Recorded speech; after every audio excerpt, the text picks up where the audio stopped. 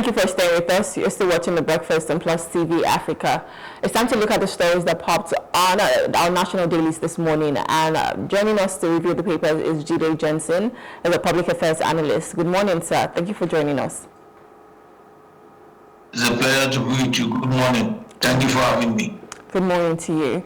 Let's begin with the Punch. Even though most of the papers obviously have the fact that the president is going to be, opening up or commissioning newly constructed roads in Abuja. But there's a story here on the Punch that says federal revenue agencies face shakeup as Tinubu signs tax bills. The writer here says customs, NU, PRC, NDAs may cede tax collection to NRS. A new VAT sharing formula begins on January 1, 2026. So, of course, the president has signed 4 tax bills. That's even one of the stories that we'll be discussing later in the show. But what's your take on the fact that the president has signed these tax bills, and what do you expect to see? Well, I think the central focus of this particular administration is on how to streamline and centralize the tax collection system.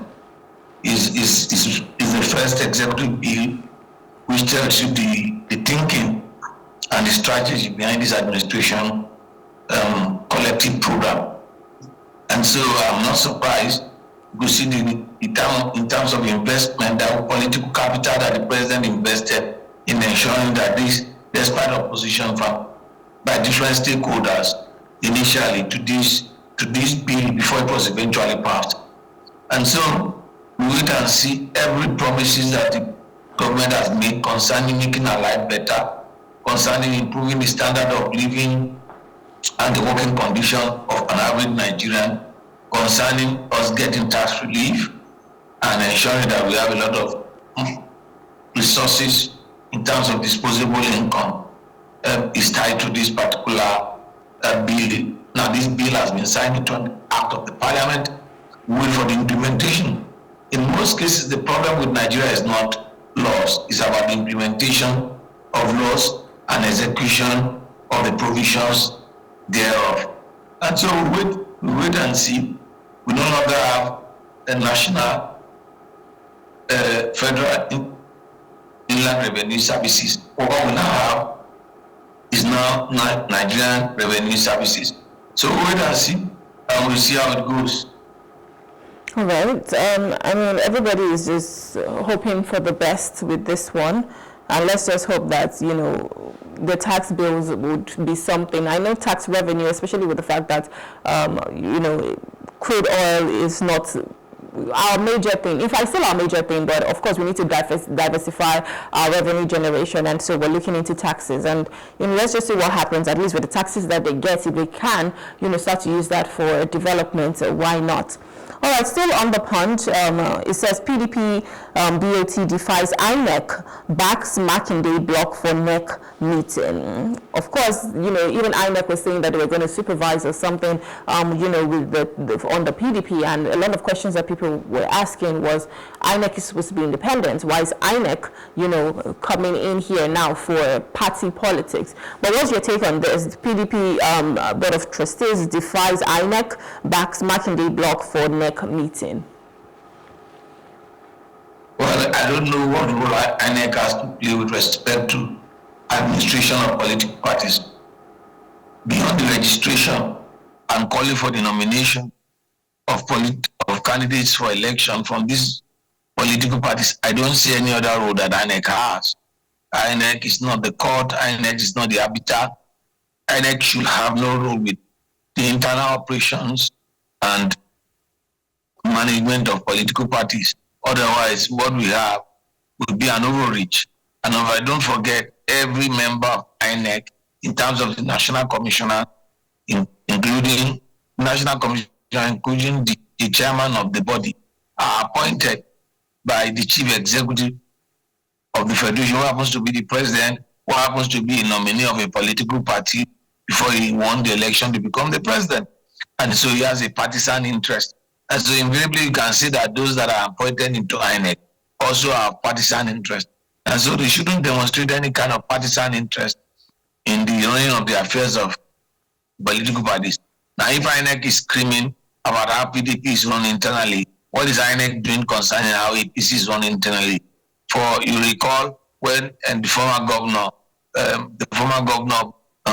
the governor of Yobe State, when he was made the acting chairman of APC, doubling as the acting chairman of APC, and at the same time the governor of Yobe State. So we have seen a lot of anomalies over the years. So as far as I'm concerned, these are an overreach, and INEC trying to become partisan. Let the parties solve their problem. Let them, if they are not satisfied with solving their problem, let them approach the court. INEC is not an arbiter. INEC is just the body responsible for conducting elections, both elections and monitoring the internal conduct of this party when it comes to their convention and presentation of candidates. Beyond that, what role, what power do they have to see whether a party can hold the National Executive Committee meeting or not? So, with most of those parties, especially the PDP, that we've seen a little bit of ruckus happening there, even with the Labour Party as well, shouldn't there be a body, would that body be under INEC, just to ensure that, party politics are still in place? Because who does INEC get to use, or who do they, say this is the faction that we can take, No, well, the bedrock of representative democracy is the party system. No, there's no doubt. Bedrock is the party system, and what INEC and role of INEC should be: our parties elect, our parties select, our party are registered. Once they are registered, it is their own internal arrangement. If you're a member of the party and you feel aggrieved, then you're a party to that party. You can go to court and approach the court. That's why you have the court system. And that's why some have proposed that we should have a constitutional court which deal with electoral matters and which deals with constitutional matters and which deal with party matters. I agree to a large extent that there is a need for us to have such court and not the normal court which has become quote unquote enmeshed in partisan politics. Because you see, same case scenario in one jurisdiction, and you take that same case scenario to another jurisdiction. So we have seen different judgment being given in same case scenario by court of same jurisdiction across the length and breadth of this country. And so you begin to wonder, what is the principle behind the judgment? What is the philosophy behind these judges arriving at this judgment? And that's why some have called for us to have a constitutional court that deals with constitutional matter, court that deals not the normal court system that deal with both civil and criminal case, that we should have a specialized court with people with specialized training, which focuses to deal with election, litigation material, both internal election and national election. So I agree with people concerning that. But if you take these cases to INEC, the whole essence of INEC is to register parties and to conduct election based on the candidate presented by the party. If anybody feels aggrieved, then they should approach the court, and the court will decide on that matter. What did INEC do concerning the election they monitor? Where Akpabio did not contest the election, and then he collected presidential form to contest the presidential election. Same with the former Senate president. He contested for presidential election, yet both of them are serving in the Senate now. Why? Because they were provided leeway and they got one judgment from court that decided that they can be taken as candidate. Why did they not put their foot down and say, no, we are not accepting this particular people to become candidates concerning the election? Any aggrieved party should go to the court. However, there is a need in our 26 years experiment of the Fourth Republic. There is the critical need for us to have a constitutional court that deal with political and constitutional matters, because we have seen that the present court system that we have do not have the wherewithal, do not have the competence, do not have the time to deal with this particular issue. All right, let's move over to The Guardian. The Guardian leads with less for more. how erratic supply shock changes band A households and industries. And there's a small cartoon here that says he should use his generators to supplement our supply or go to court. And that's something that we always hear in Nigeria. Anything that happens, everybody tells you go to court. But the story here is for band A customers. We saw how with the electricity, some people were just moved over to band A, and it was over 200 or 300% increase in their tariffs. Now, that band A, tells you that you can have 20 hours of power uninterrupted. Well, not uninterrupted power, but you can have 20 hours of power. Sometimes they take it, sometimes they bring it back. But you're guaranteed 20 hours in a day. Now, we don't see that. Even, I think I'm on band B. I was on band A at some point, but I'm on band B. And sometimes I probably just have 4 hours in a day. There are some days that I do not have power. Yet, these people are paying premium, tariffs, whereby you're guaranteed 20 hours and you're not even getting that much. And here on The Guardian, it says less for more, how erratic supply shock changes band A customers and industries. What's your comment on this, please? We have Consumer Protection Agency in Nigeria. You have agencies that talks about economic and financial crimes. These are areas in which the Consumer Protection Agency should be looking at, and these are areas in which EFCC should be looking at, because this is an economic and financial crime. If you are promising a service delivery and you are providing a rate that people have to pay, optimal rates for them to get optimal services, and they are not getting services, these are the things that EFCC should be investigating. I think that EFCC should have invited the chairman of these electricity distribution companies and all of these service providers to come and explain before them. Beyond that, what is the National Assembly Oversight Committee doing concerning that? Beyond all of that, the question we ask is, for basic amenities which government has been promising you and I, since we are born, now we are old, and we have never experienced 24 hours power supply, is that they will give us electricity. Where is the electricity? They promise they will give us good roads. Where are the good roads? They promise they will give us housing. Where are the houses? They promise they will give us water, potable water. Everybody is digging this our borehole. They promise us health care services. Where are the health care services that you have? The other time I had a small injury on my knee, and then I had to go and visit a doctor. I was required to deposit 400,000. It's not the amount of money that I was asked to deposit that really mattered to me. I just look at it so how many Nigerians can afford to drop that just before commencement of treatment? How many Nigerians can afford to deposit that for basic health care? And so you wonder what actually government is doing for us. But when they run into problem, we take care of all their problem. They don't think of their health care because it's being funded by the public. They don't take care of what cars they are going to drive, the clothes they are going to, the food they are going to drink, the houses they are going to use. In actual sense, they don't even worry about electricity because we make provisions for them to even have alternative power supply. Even in Aso Rock, you recall what they want to use to do alternative power supply in Aso Rock and the various government houses. So it makes sense. What is it that they are doing for us that makes them special, that will make us to keep re-electing them? We elect them into offices to make life easier for us, not for us to be exploited by service provider. But on whose interest does government work? We say democracy is government of the people, by the people, and for the people. So is this government for you and I? Is democracy actually the government of the people, by the people, for the people? Because we are being exploited left, right, and center. You migrated people I've never seen anywhere in the world where essential services is now categorized based on economic status. You now have a differentiation pricing for basic service, for basic service that should be provided for all citizens of the country who are taxpayers, and yet those services are not provided after the contract has been signed.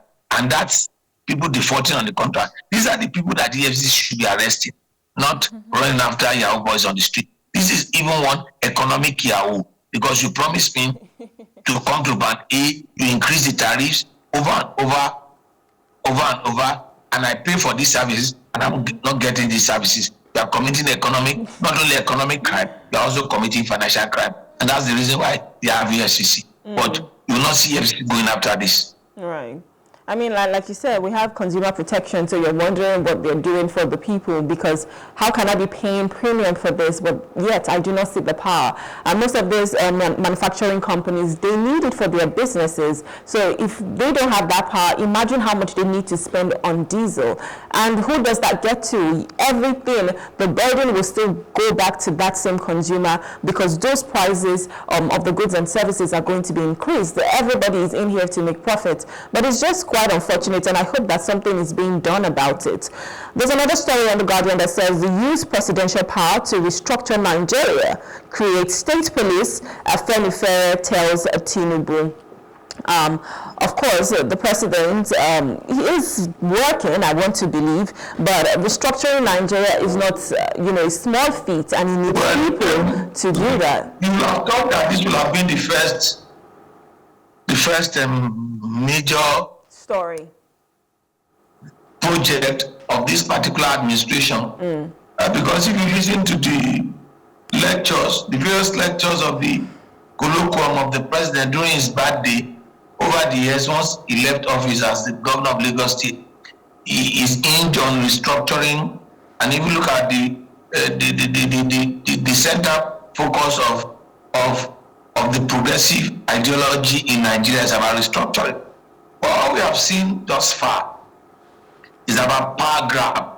Rather than see restructuring, we have seen more powers being given to the center. We have seen power grab by the federal government. We have seen attempt to unitarize what we call a federal system of government in principle, but in practice, what is a unitary system of government, whereby the center has become so much more powerful than even the federating units, where the federal derive its power from. And so you just win. This is another distraction, it's another jamboree, and that's really nowhere. There have been various attempts at restructuring and the rest of it. If you actually want restructuring, it's not a presidential committee. All you need to do is to approach the National Assembly, and we do constitutional review. Constitutional review that both the executive and the legislature can agree on. Beyond that all critical stakeholders we agree on, to involve the state government, because you need 2/3 of the state for you to amend whatever you want to amend concerning this particular 1999 constitution that makes the president of Nigeria to be an emperor. There's a need for restructuring, but no doubt, the moment they get into the office of the president, they see the power they're in, and they're not interested in relinquishing that power. I mean, I just feel like we definitely need a lot of restructuring. But what's your take on the state police? Because that's something else that Afenifere spoke about. And a lot of people have been speaking about it, saying we need state police. We cannot just be waiting for, instructions from the IG of police and have this federal police, but we should have state police. Even some people have said we should have local police, local government police, campus police, and whatnot. What's your take on that? Do you think that would definitely help with the insecurity that Nigeria is facing at the moment? Look, you don't have to go through all of that to solve the insecurity problem presently. There's no doubt there's a need for us to decentralize the police system. There's no doubt about that. However, there's a template with which you can use to solve that problem now. Post people, people into the officer cadre and the non-commissioned officer are recruited on the basis of local government equity, whether 5 per local government, whether 10 per, that's how they are recruited. Post the present police officer to their state of origin, to areas which they are familiar with. Localize the posting. Start with that first. You can't go and bring somebody from Kano to Ajegule that does not understand Ajegule to police Ajegule. Once we start with that, then we start with the actual state policing that we are talking about. There's no doubt that you need localization of security architecture for you to get the intelligence that is required. If you are not familiar with the local environment, you cannot get the intelligence that you require. But we can start with the federal one which we have, except that your recruitment process is faulty. Start deploying police to areas of their comparative advantage, where they are familiar, they understand the terrain, they understand the language, and it makes it easier and better before we get to this state policing. I'll give you an example, which I want to borrow from United States of America, concerning security issue has to do with protecting the territorial integrity of your nation. One of the major problems with America is the influx of undocumented immigrants, or what you call illegal aliens, depending on which side you belong to. And they were saying for many, many years that they need the Congress to pass a bill, they need the Congress to pass a bill, they need the Congress to pass a bill. But the last 5 months of Trump administration has changed the narrative, whether you like Trump or not. So everything, like John Maxwell said, everything rises and falls on leadership. So if you have the right leadership, I can tell you, with even the existing police system that we have, we'll be able to solve some of our problems that we have. There was a video I saw on Twitter. I've not been able to validate that, but which shows the local government chairman in Kufi in Katsina State telling the people to protect themselves, mobilizing the people that there's a need for us to protect ourselves, and then they protected themselves from the invasion of bandits. So if we don't domesticate, if we don't domesticate and localize the posting of our policing, we can never solve the problem which we are talking about. Even if you have state policing and you don't put people in the locality where they grew up, where they are familiar with, if you put somebody in his environment that they grew up, where his ancestral home and his police, he will not connive with criminal enterprise to ensure that his community is destroyed. All right, so that's how much we can take right now on, off the press. I feel like obviously the state police is something they definitely need to look into. And like you've said, other ways to go around it, send people to their local government of origin, and that way they definitely know the terrain. And we just need to solve this insecurity problem once and for all, and I hope they get to do that. Jide, I want to say thank you so much for coming. It's always a pleasure reviewing the papers. Yes, thank you, and have a wonderful weekend.